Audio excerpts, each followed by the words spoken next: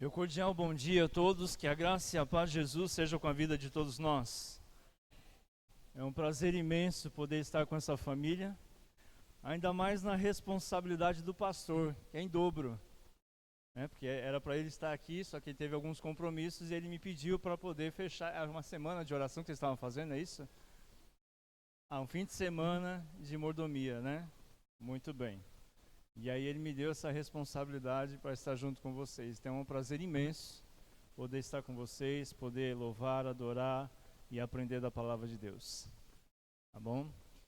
É interessante, eu vi o testemunho da escola adventista e, por incrível que pareça, hoje a escola está completando 128 anos mundialmente, a escola adventista. E aí seria realmente um tema ideal para a gente falar sobre educação. Mas como puxou o contexto do fim de semana de mordomia, a gente mudou então o sentido da mensagem. Numa outra oportunidade a gente pode falar sobre educação. E aí eu quero com vocês aqui poder dialogar, conversar sobre um assunto bastante interessante que realmente envolve mordomia. Envolve escolhas, envolve decisões e principalmente a nossa fidelidade, o nosso relacionamento com Deus. Eu quero começar esta manhã primeiramente com oração, vamos falar com Deus e logo em seguida quero contar um relato bastante interessante sobre duas crianças. Feche os olhos, vamos falar com Deus. Papai, cuida de cada um de nós nesse exato momento.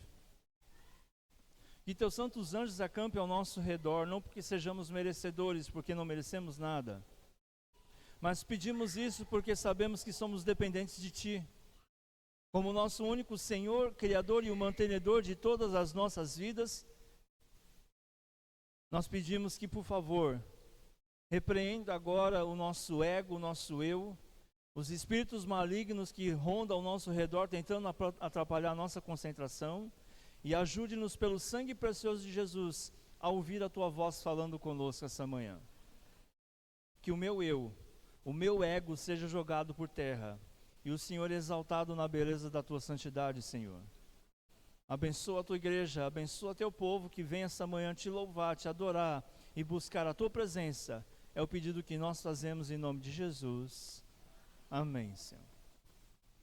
Muito bem, o tema que vamos dialogar esta manhã, ele trata desse tema: apostasia no Jordão e influência cultural. É um assunto muito pertinente para o nosso tempo e principalmente para o momento que nós estamos vivendo, porque nós estamos prestes a atravessar o Rio Jordão deste mundo. Nós estamos prestes a ir para a Canaã celestial, não mais uma Canaã terrestre, mas uma Canaã celestial. E nós estamos justamente no momento da travessia. Só que no momento da travessia para o povo, era um momento muito difícil, muito complicado, porque eles estavam vivendo uma guerra espiritual. Justamente no momento da travessia. E não é diferente com relação ao tempo que nós estamos vivendo.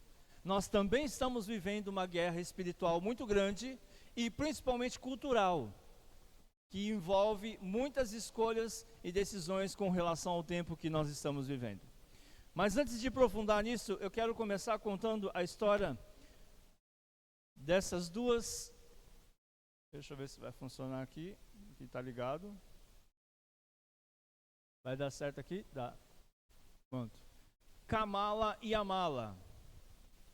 Ali elas viveram na região da Índia no ano de 1920. Kamala tinha 8 anos e sua irmã Amala tinha 12 anos. Foram encontradas numa cova de lobos. Um dos casos mais famosos de crianças selvagens. As garotas foram encontradas por um reverendo José Smith, que se escondeu em uma árvore perto da caverna onde havia sido vistas. Quando os lobos saíram da caverna, o reverendo viu as duas garotas olhando para fora. Elas tinham um olhar medonho, corriam de 4 e não pareciam humanas. Logo depois de capturadas, as meninas dormiam enroladas, grunhiam e arrancavam suas roupas, além de não comer nada além de carne crua. Fisicamente deformadas, os tendões e articulações em seus braços e pernas foram encurtados. Elas não tinham nenhum interesse em interagir com seres humanos, mas sua audição, visão e olfato eram excepcionais. Amala morreu no ano seguinte da sua captura. Kamala finalmente aprendeu a andar ereta e dizer algumas palavras, mas morreu em 1929 de insuficiência renal aos 17 anos. Essas são elas, Amala e Kamala. Aí como elas estavam deitadas, uma por cima da outra. Eu acho que não vai passar daqui, filho. Vê se consegue passar daí, por favor. Essa aqui é outra imagem, onde para ela se alimentar, olha como é que ela vinha, se arrastando de joelhos, muitas vezes em árvores. E aqui é a última situação onde ensinaram ela a se colocar em pé e dar alguns passos, mas logo depois veio a falecer. Agora, é interessante também que a história dessas meninas, ela levou a uma história muito antiga de um desenho animado que hoje até virou um remake, chamado O Menino Mowgli. Quantos já ouviram falar dessa história? Pronto, ela foi justamente tirada com base da história dessas meninas. É um dos personagens principais da Walt Disney, o Menino Mowgli. Agora, você deve estar se perguntando, mas por que eu começaria a mensagem de hoje com essa história? Qual é o objetivo de apresentar essa circunstância com relação ao tema de hoje? A mensagem com essa história, a qual o nosso objetivo, através dessa experiência, é uma experiência bastante extravagante e até mesmo assustadora e triste. Nós vemos o quanto nós, seres humanos, somos vulneráveis e influenciáveis. Nós, seres humanos, somos vulneráveis e influenciados pelo meio que nós vivemos. É verdade que alguns casos vão a um extremo ou maior em outros. Existem alguns fatores que vão tornar uma pessoa mais ou menos influenciável, e uma delas é a questão da idade. Mas o fato é que todos nós, seres humanos, somos influenciados direta ou indiretamente. Nós somos completamente vulneráveis. Imagina uma folha em branco. Imaginou uma folha em branco? Somos nós, seres humanos, que à medida que passa o tempo, o transcurso da nossa vida, tudo que é impresso ou escrito nessa página em branco vai afetar de maneira direta ou indireta o nosso caráter. Imaginou a folha em branco? Imaginou o quanto a sua idade hoje, o quanto a sua folha em branco já foi escrevido da sua vida? E o quanto esse escrito da sua vida já teve influências de segundos, terceiros e até propriamente da mídia hoje?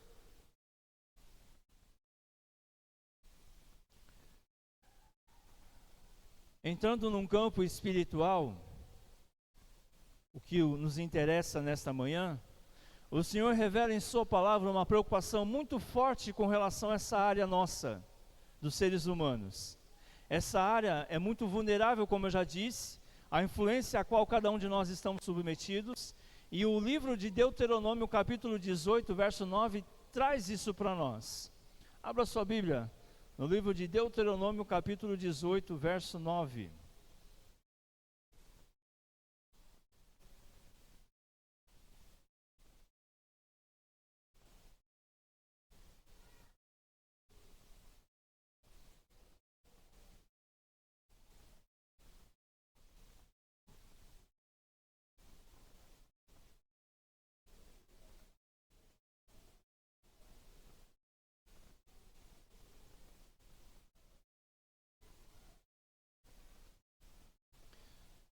Amém, igreja?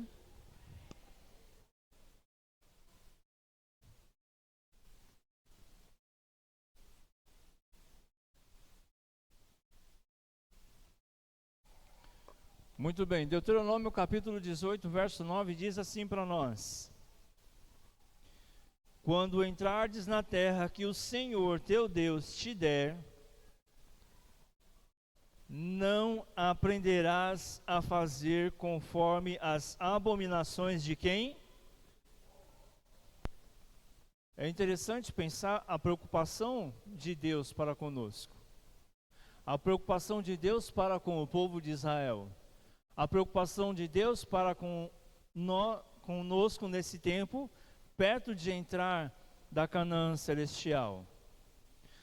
Notamos então que Deus tinha uma preocupação, principalmente um povo que durante 400 anos, que foram escravizados na terra do Egito, o Senhor sabia como eles estavam naquela circunstância, como a mente deles estava envolvida com as práticas do Egito, como as suas vidas estavam influenciadas pelo Egito, e sabia da vulnerabilidade a qual existia com relação ao povo.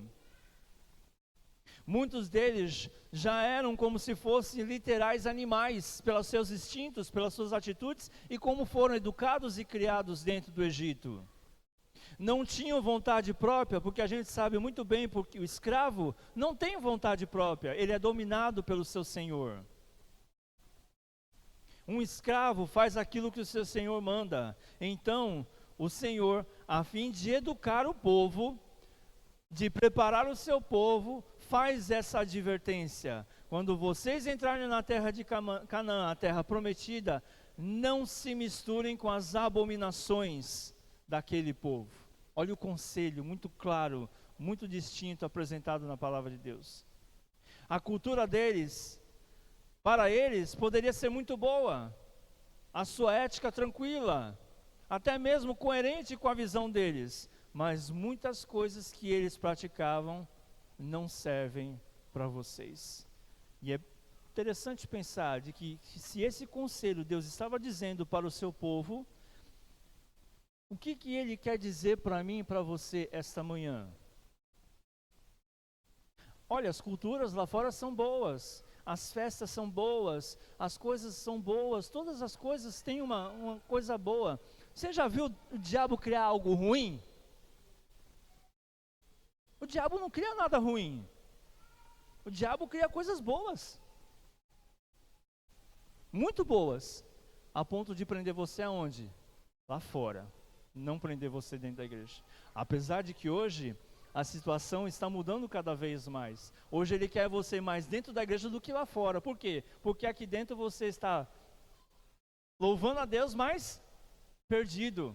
Buscando a Deus, mais perdido. Por quê? Você está influenciado com a cultura de fora e não com os princípios de dentro.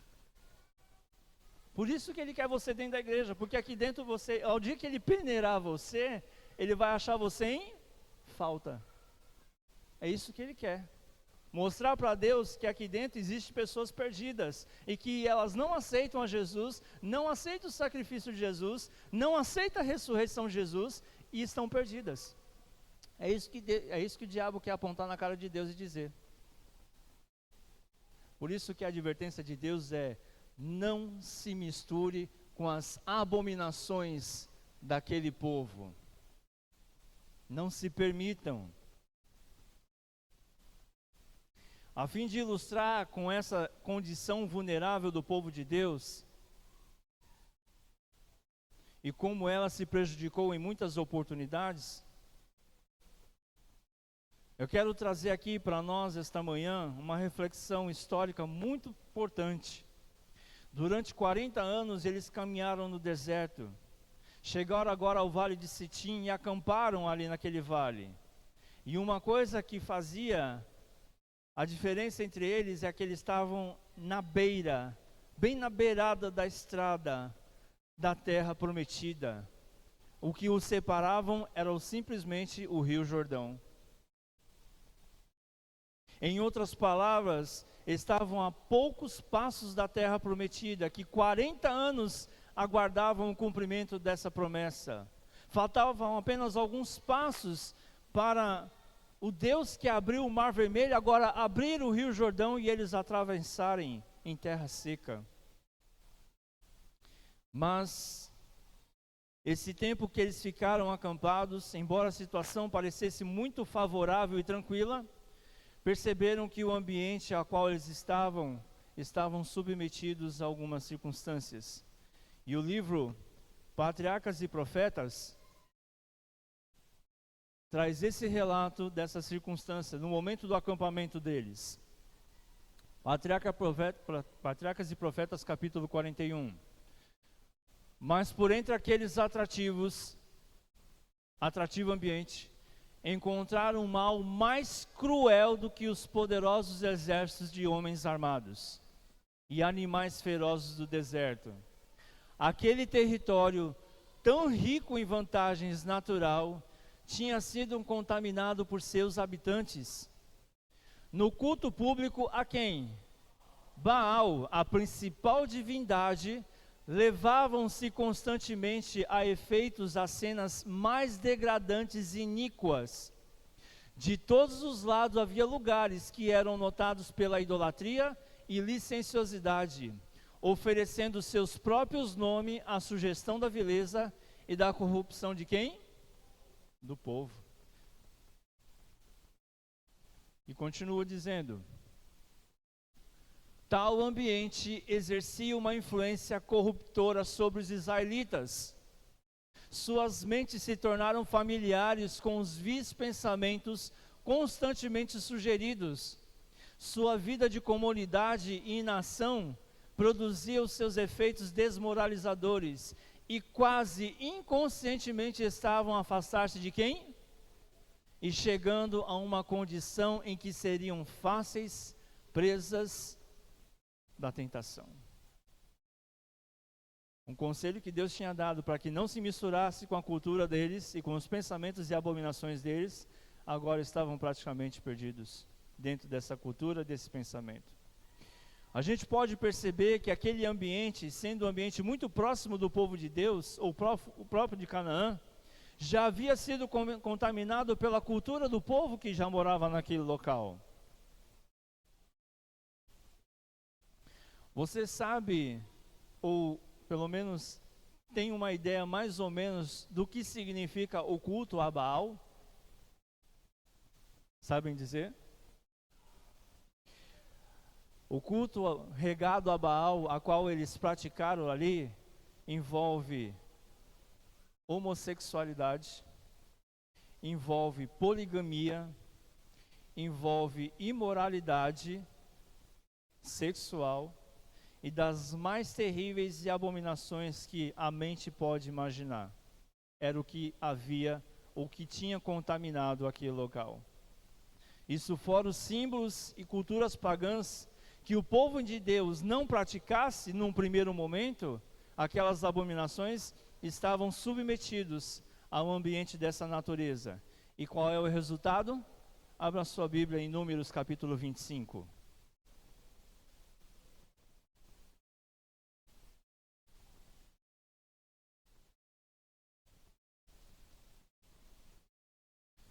Números capítulo 25, versos de 1 a 3.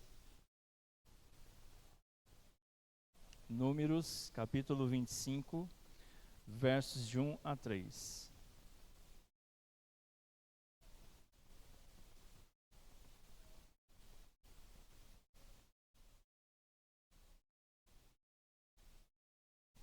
A Bíblia diz assim: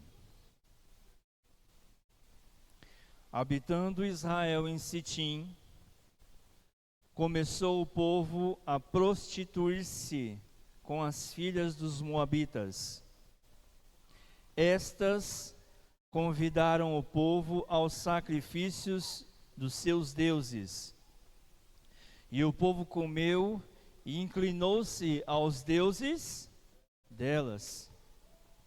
Juntando-se Israel com Baal Peor, a ira do Senhor, o que aconteceu?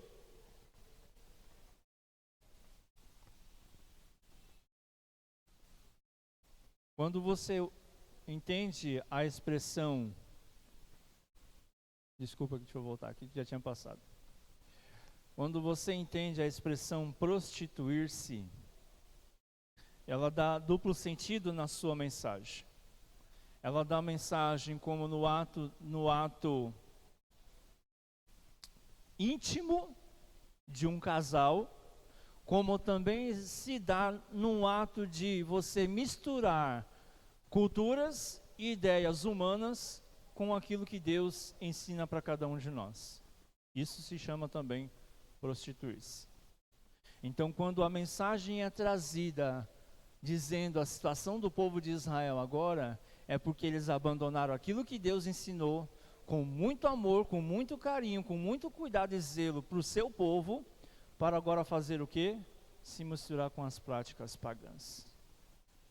Com a cultura que o mundo estava oferecendo, com aquilo que estava acontecendo naquele exato momento. E isso a passos tão pequenos, tão pertos de atravessar para Canaã terrestre, a qual tanto eles aguardavam.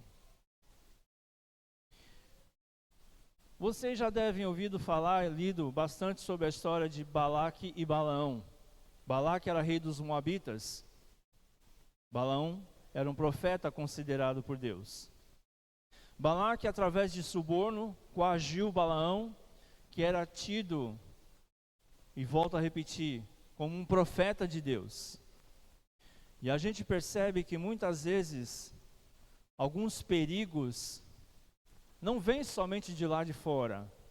Vem da onde? De dentro. Balaque era profeta. Profeta de quem? De Deus. Judas, discípulo de quem? Estava dentro e traiu Jesus. Muitas vezes o problema vem de onde? Ai daquele, me desculpa até dar essa ênfase agora, porque veio na memória, o Espírito Santo vem lembrando as informações. O livro Testemunhos para Ministro, na página 47, enfatiza bem claramente para nós: ai daquele que diz que a igreja é perfeita. Nenhuma igreja é perfeita. Nenhuma, e não existe igreja perfeita, e Deus não deu autoridade para ninguém dizer que a igreja é perfeita. Ela tem defeitos, e esses defeitos vão crescer como o trigo e o joio, vão crescer juntos. E quem é que vai fazer a ceifa da igreja? Jesus. Não é eu, não é ancião, não é pastor, não é líder, não é ninguém que faz a ceifa da igreja. Quem vai fazer a ceifa da igreja é Jesus. Então, jamais em tempo algum pense, eu vou encontrar uma igreja perfeita, vou entrar numa igreja que não encontre problemas. Você está enganado. Você está no mundo, numa cultura completamente errada, porque tem defeitos. Seja lá qual for, ela tem defeitos.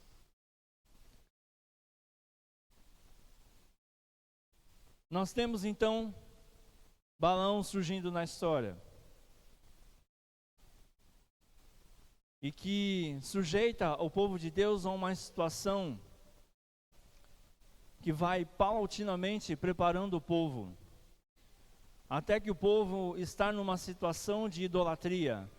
E como é que ele fez isso? Primeiro, ele convidou o povo do Senhor para participar de uma festa simples, uma roda de escarnecedores, um ambiente que nós sabemos aonde o Senhor não está. Ele convidou o povo de Deus, e o povo de Deus, entendendo que era um profeta que estava convidando, foram. Pensaram talvez que não seja tão ruim assim esse local. Depois de entrarem na festa, começaram a praticar algumas músicas e até dançar. Depois, a Bíblia diz que eles começaram a se embebedar através do uso do vinho. E depois, já embriagados, apresentaram uma série de mulheres bonitas. As mulheres se aproximaram deles e eles começaram a se prostituir, fornicar, adulterar, praticar atividades ilícitas com mais de uma pessoa. E finalmente, depois de toda essa perversão, depois que foram quebrando princípios atrás de princípios, o povo de Deus estava prostrado, inclinado perante a Baal. e todos os ídolos que puderam adorar naquela circunstância. Tudo isso a pouquinhos passos da terra prometida. Sabe quantas pessoas morreram porque a ira do Senhor se acendeu quando o povo entrou na idolatria? 24.000 pessoas. Consegue imaginar 24.000 pessoas morrendo por causa da ira do Senhor? E por causa que eles preferiram a cultura, preferiram a idolatria, do que adorar a Deus como Criador e mantenedor de todas as coisas? 24.000 pessoas. Aí você vai dizer, mas que Deus injusto, que Deus que não tem não é misericordioso. Deus foi muito misericordioso. Você imagina que se Deus mantesse esse povo vivo, como é que não seria o restante do povo?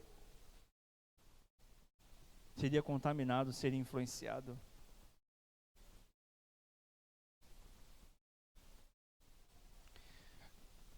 Mas ao mesmo tempo, para que eles aderissem àquela cultura daquele povo, eles tiveram que abrir mão de diversos princípios que nós encontramos na palavra de Deus. E volto a repetir, para aderirem à cultura da época, eles abriram mão de diversos princípios que Deus tinha estabelecido para seu povo. E me deixa abrir um parênteses aqui bem rápido. Por que é importante a gente frisar essa questão do princípio e da cultura? Você sabe diferenciar o que é princípio e o que é cultura? Dr. Paulo Cândido, na Revista Adventista, ele definiu o princípio da seguinte forma: princípio é a revelação de Deus a todas as pessoas e transcende tempo, espaço, história e geografia. Ou seja, princípios bíblicos são aplicáveis a todas as pessoas, em qualquer tempo histórico e lugares. Posso citar um princípio bíblico? Casamento. Princípio bíblico. O ato íntimo do casal só pode acontecer quando? Quando? Quem disse isso? Quem foi que disse isso? Para o mundo hoje, isso não importa mais. Você pode fazer quando você quiser, quando bem entende, quando sentir vontade. Olha a perca do princípio para o quê? Para a cultura. Olha a perca daquilo que Deus estabeleceu como princípio lá no Jardim do Éden. Para nós, hoje, está se perdendo. Posso morar no Afeganistão? O princípio continua o mesmo? Sim ou não? Sim ou não? Posso morar na China? O princípio continua o mesmo? E por que será que mudou? O sábado é princípio, sim ou não? Na China é princípio?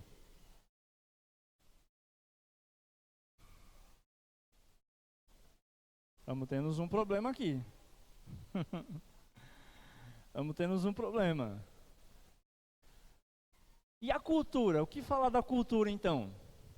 A cultura é um conjunto complexo que inclui os conhecimentos, as crenças, a arte, a lei, a moral, os costumes e todas as outras capacidades e hábitos adquiridos pelo homem enquanto membros de sua sociedade.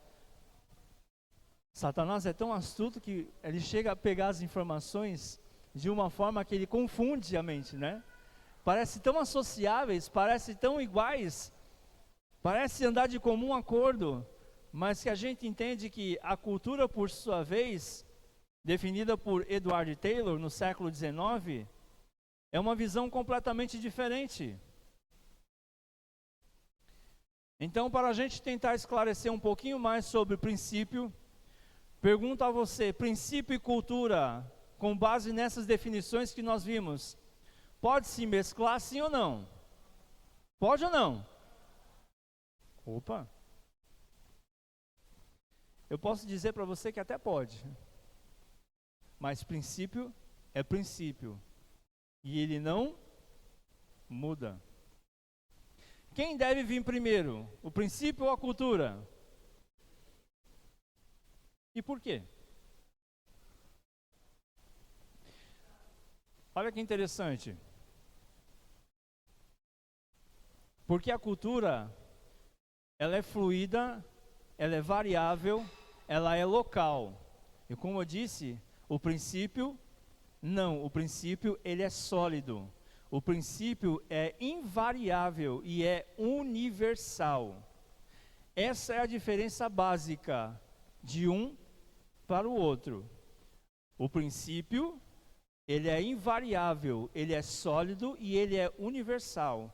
A cultura não. A cultura flui, a cultura é variável, a cultura é local e ela não tem sustentabilidade. O princípio até pode afetar a cultura, mas a cultura nunca, jamais pode afetar o princípio de uma pessoa. Jamais. Em outras palavras, eu quero citar um texto de Atos. Abra sua Bíblia em Atos.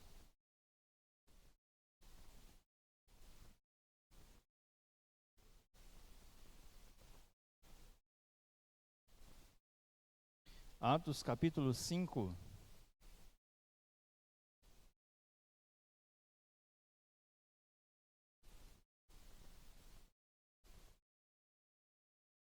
Verso 29.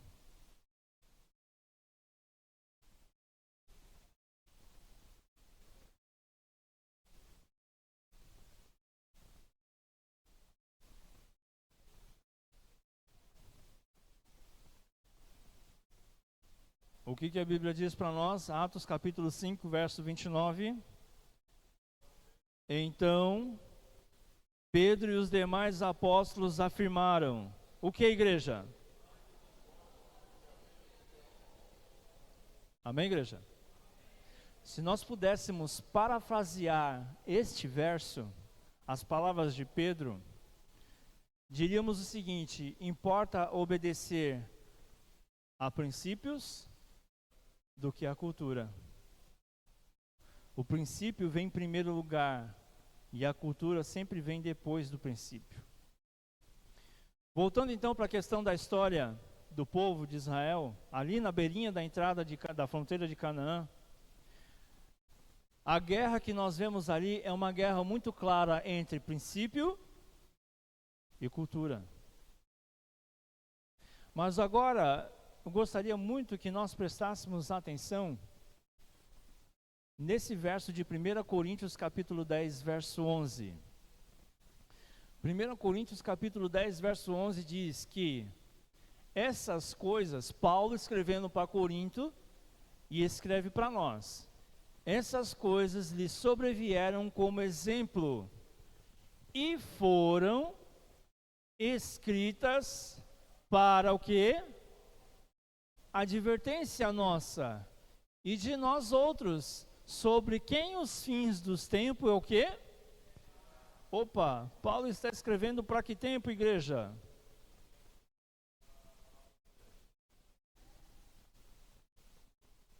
Hoje, agora, no nosso tempo.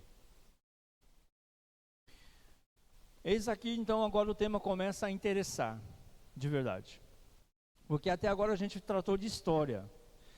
Mas a experiência do povo de Israel no passado é mais do que uma história. E sabe por quê? Porque o mesmo coração carnal daqueles homens que estavam lá, a mesma natureza pecaminosa daqueles homens que estavam lá, eu posso dizer que é a natureza do homem hoje. É a natureza do homem hoje. Os mesmos instintos, Os mesmos pensamentos, as mesmas vontades, os mesmos desejos são os mesmos desejos do homem quando? Hoje, neste tempo.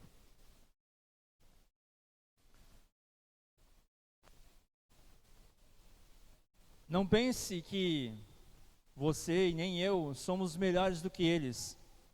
Talvez sejamos até piores do que eles. A nossa natureza caída e carnal. A Bíblia diz que somos filhos de Adão. E Adão no jardim do Éden preferiu o quê? O que ele preferiu? Preferiu o pecado. Preferiu olhar para a mulher. Preferiu desejar aquilo que estava diante dos olhos dele. E não pensou nos princípios a qual Deus tinha ensinado para eles dentro do jardim do Éden. Quebrou o princípio e quebrou a santa lei de Deus. E o Senhor, sabendo disso, que o coração do homem é carnal,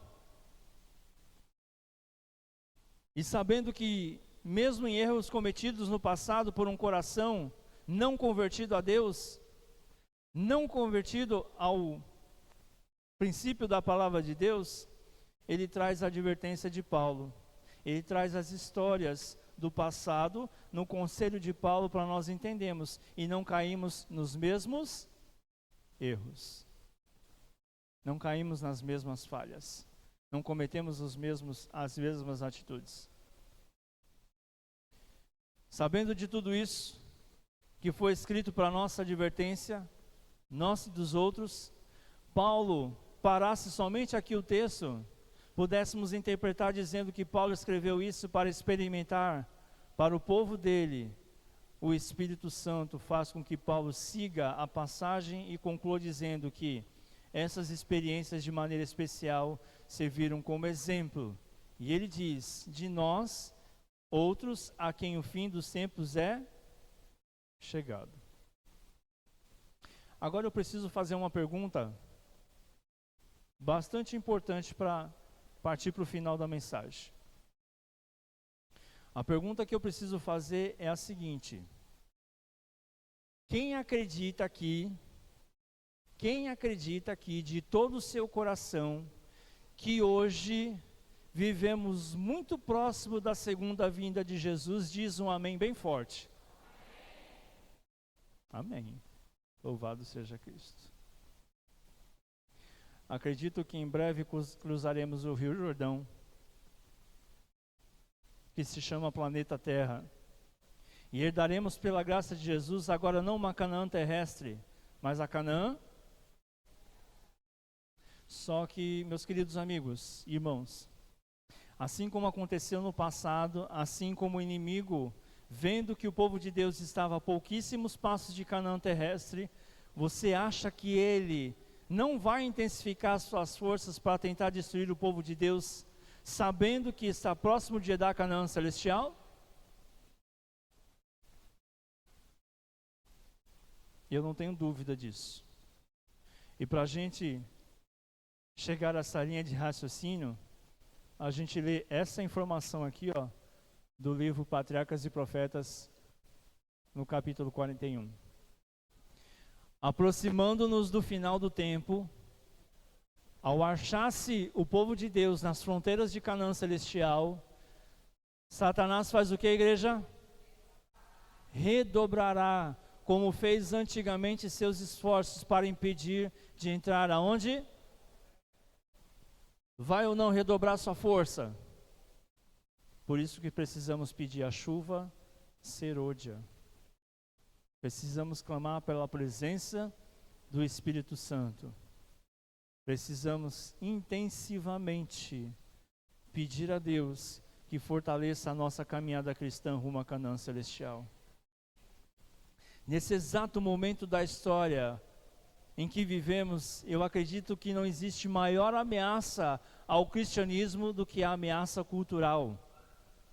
E quando eu falo de cultura, eu falo moral, falo de costumes, porque nem a besta que sobe do mar, que é aquela que nós mais tememos, ou talvez o decreto dominical, seja o maior perigo da ameaça contra o povo de Deus, que é a guerra cultural que nós estamos vivendo.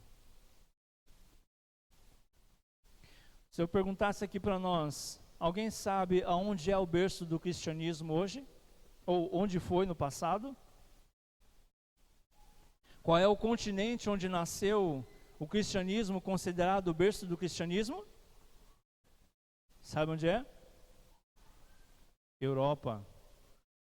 O cristianismo nasceu na Europa, principalmente o protestantismo. E até mesmo o catolicismo nasceu na Europa. A nossa origem é espiritual, ela vem da onde? Da Europa. E uma notícia recente, em um dos sites de informação mais conceituado do mundo, que é a BBC, diz assim que 1/4 dos londrinos, ou de Londres, ou seja, os ingleses, não acreditam na ressurreição de Jesus Cristo. Não creem que Jesus ressuscitou de maneira literal. Creem que aquilo é uma metáfora, e aquilo é um mito, que Jesus não ressuscitou de verdade. Aí eu pergunto para vocês entendem a gravidade dessa circunstância? Quando a lição da escola sabatina chega para nós nesse tempo falando sobre missão, é porque temos uma missão extremamente importante de levar a outras pessoas a conhecerem de Jesus, o nosso Senhor e Salvador, e que ressuscitou para salvar a humanidade. Quando a gente entende o tamanho da missão que os protestantes, os pioneiros lá no passado levantaram para pregar essa mensagem, e eu falo de John Wycliffe, conhecido como a estrela da manhã da reforma protestante, foi o primeiro inglês a traduzir a Bíblia para o idioma inglês. John Wycliffe, um grande homem de Deus, que lutou contra a igreja oficial naquela época, que perseguia o povo de Deus. Vocês também já devem ter ouvido falar de John Wesley, sim ou não? Já ouviram falar que Wesley, para aqueles que não têm ouvido falar, ele foi o pai da igreja metodista, o fundador da igreja metodista. Quando na Inglaterra passava por uma situação de decadência espiritual, o cristianismo estava morrendo, e Wesley provocou um reavivamento, um reboliço dos grandes na Inglaterra, e a igreja cristã foi reavivada de maneira impressionante. Outro que eu posso falar, não somente da Inglaterra, mas na Alemanha. Quando eu falo de Alemanha, eu falo de qual pioneiro? Martinho Lutero.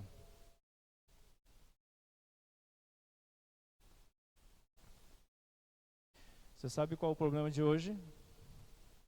Principalmente em nosso tempo, em nosso país. Nós temos um cristianismo covarde, medroso. E Deus deixou em sua palavra bem claramente que Ele não nos deu um espírito de covardia. E o cristianismo hoje tem vivido isso. Em se misturado com o mundo, em busca de ajustar a cultura com os princípios, a fim de não encontrar problemas com ninguém, aceitar tudo e todas as coisas. Uma das maiores ameaças culturais no século XXI, aqui no Ocidente, se chama relativismo. E eu pergunto, vocês sabem o que é relativismo? Relativismo é uma corrente de pensamento que questiona as verdades universais do homem, tornando-o conhecido como subjetivo. O ato de relativizar é levar em considerações questões cognitivas, morais e culturais sobre o que está sendo considerado como verdade. Ou seja, o meio que se vive hoje é determinante para construir suas concepções. A relativização é uma desconstrução das verdades pré-determinadas, buscando o ponto de vista do outro. Aquele que relativiza suas opiniões e aquele que acredita que existe outros tipos de verdade, de perspectivas das mesmas coisas, e que não há necessariamente certo ou errado. E você sabe que nada nós estamos aprendendo bem sutilmente aprendendo a ser relativistas. Você acredita nisso aqui, ó? Cadê? Deixa eu passar aqui. Você acredita nisso? Sim ou não, igreja? Quem disse isso? Quem disse isso? Mas a verdade é relativa. Não existe verdade. Não é bem assim. Jesus não é a única verdade. O adventismo não é a única verdade. O sábado não é a única verdade. Essa história de dizer que nós somos a igreja verdadeira, que temos a mensagem para este tempo, isso não é verdade. E olha, eu vou dizer outra coisa. Existe uma outra palavra hoje que está envolvendo a cultura moderna, é o politicamente correto. Essa é relatividade, isso significa relatividade. É dizer que Jesus não é toda a verdade. Existem várias verdades onde eu posso acreditar. Minha igreja, esse é o tempo que nós estamos vivendo. Esse é o tempo que nós estamos enfrentando isso aqui, ó. Simone de Beauvoir, filósofa francesa do feminismo, diz que não se nasce mulher. Faz o quê? Então quer dizer que se uma criança nasce com um órgão sexual masculino, ele não é masculino, ele pode ser. Se uma mulher nasce com um órgão sexual feminino, ela não precisa ser feminina, ela pode ser, porque ela vai se tornar aquilo que ela quer e não o que a natureza trouxe para ela. Isso é relativizar hoje a palavra de Deus. Isso é relativizar o princípio da palavra de Deus. Isso é dizer bem claramente, eu não preciso acreditar no que a Bíblia diz, mas eu preciso acreditar no que o mundo e a cultura propõem para mim.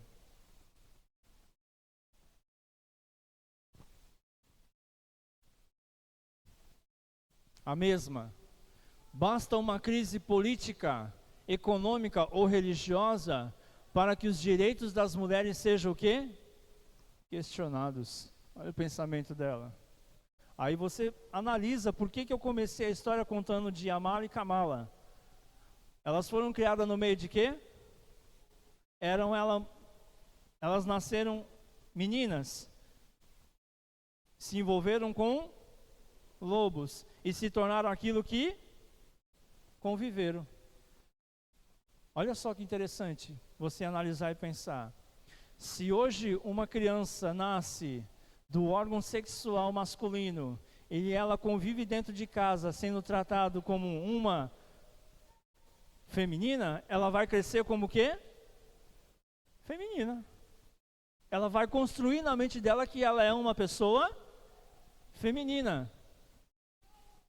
Quando uma mulher, uma menina, nasce dentro do lar e ela é construída dentro de uma mente masculina, ela vai continuar crescendo e vai desenvolver como uma mente masculina.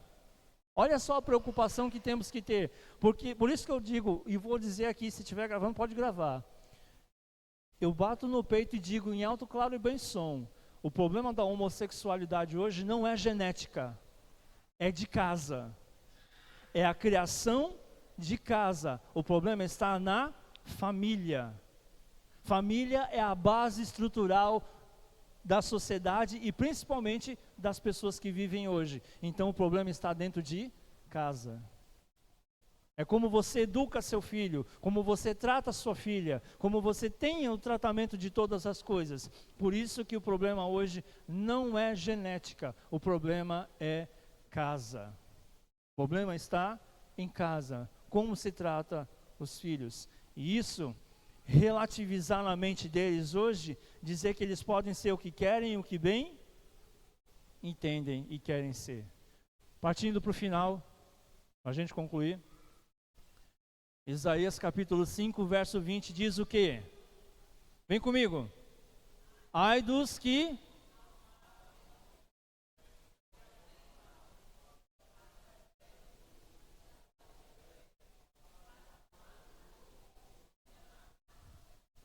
A Bíblia já dizia isso há muito tempo atrás, sim ou não? Parece que a Bíblia já pregava para o nosso tempo, não é verdade? Agostinho de Hipona diz o seguinte: se você acredita apenas nas partes que você gosta do Evangelho e rejeita o que não gosta, não é do Evangelho que você acredita, mas é em quem? Em si mesmo. Será que eles já pregavam relativamente ao nosso tempo, politicamente correto, será? Testemunhos Seletos, volume 3, página 140. Os adventistas do sétimo dia foram escolhidos por Deus como um povo peculiar, separado de onde? Com a grande talhadeira da verdade, ele os cortou da pedreira do mundo e os ligou a quem? Tornou-os representantes de quem? Seus. E os chamou para serem em quê? Embaixadores seus, na derradeira obra de quem?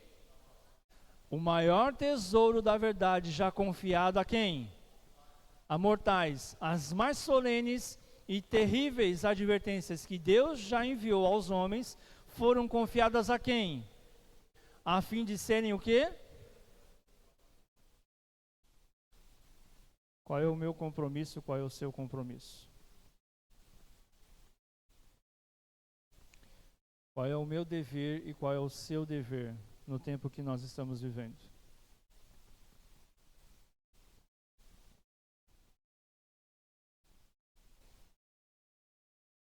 Quero fechar com esse pensamento do Dr. Alberto Tim.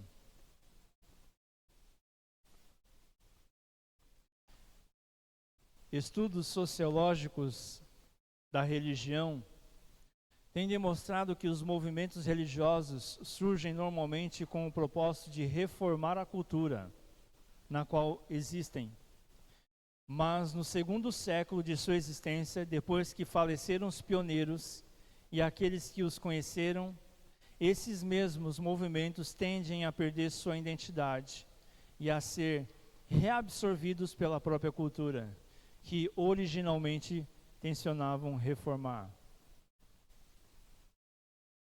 Isso nos leva a indagar: não estaria também a Igreja Adventista do sétimo dia correndo o risco de perder a sua identidade? Sim ou não? Sim ou não, igreja? Por isso não podemos perder a nossa identidade. Não podemos jamais em tempo algum perder os nossos princípios. Jamais em tempo algum devemos permitir que o inimigo atrapalhe a nossa missão. A missão de proclamar a salvação para todas as pessoas, independente de classe, gênero, cor, seja lá quem for. Precisamos advertir as pessoas que Jesus vai voltar. Esteja eu salvo, esteja eu perdido, Ele vai voltar. E Ele vem para buscar os seus. E que venhamos, com todo o fervoroso fé que nós temos, e providência divina, nos manter nos caminhos de Deus. Até o fim, mesmo que custe as nossas vidas, mas nunca venhamos abandonar o lado principal, o lado que nos leva para a eternidade.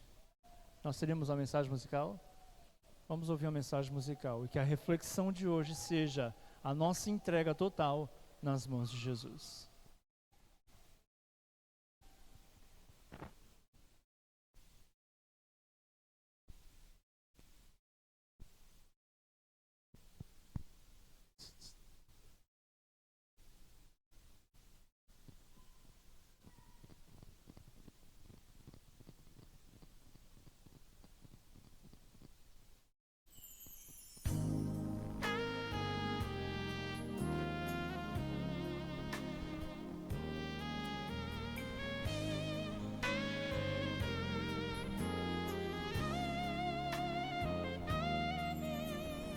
Meu Jesus maravilhoso, és minha inspiração a prosseguir. Mesmo quando tudo não vai bem, eu continuo olhando para ti, pois sei que tu tens o melhor pra mim. Há um segredo no meu coração Oh, dá-me forças para continuar, guardando a promessa em oração. Firme, ó Deus, está o meu coração, firme nas promessas do Senhor.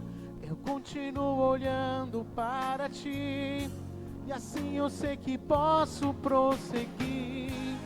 E mesmo quando eu chorar, as minhas lágrimas serão para regar a minha fé e consolar meu coração.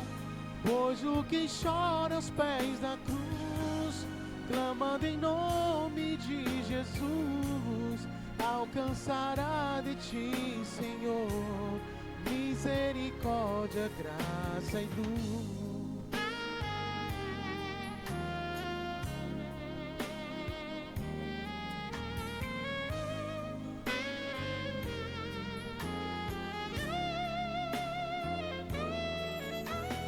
Grande amor não cessa, eterno não tem fim. Quão grande és Tu, Senhor, quão grande és pra mim. Tua graça é o meu refúgio, descanso em Teu poder. Maravilhoso és, maravilhoso és pra mim. Firme, ó Deus, está o meu coração, firme nas promessas do Senhor. Eu continuo olhando para Ti, e assim eu sei que posso prosseguir. E mesmo quando eu chorar, as minhas lágrimas serão para regar a minha fé e consolar meu coração. Pois o que chora aos pés da cruz, clamando em nome de Jesus, alcançará de Ti, Senhor, misericórdia, graça e luz. E mesmo quando eu chorar, as minhas lágrimas serão para regar a minha fé e consolar meu coração. Pois o que chora aos pés da cruz, clamando em nome de Jesus, alcançará de Ti, Senhor, misericórdia, graça e luz. Misericórdia, graça e luz. Misericórdia, graça e luz. Amém. Que a graça de Jesus, o amor do Pai e a comunhão do Espírito Santo seja com todos nós. Que o grandioso Pai de infinita misericórdia continue a estender a sua luz sobre nós, para entendermos e compreendermos as verdades presentes para esse tempo e vivemos a grande experiência das provações ou propriamente das dificuldades que enfrentaremos, mas enfrentarmos elas com garra, com força, com o espírito que o Senhor concedeu para todos nós, um espírito de prudência, para que não venhamos a ser covardes, mas que venhamos a ser firmes, vestidos com a armadura do Senhor, para as grandes provações que este mundo tem a propor para nós.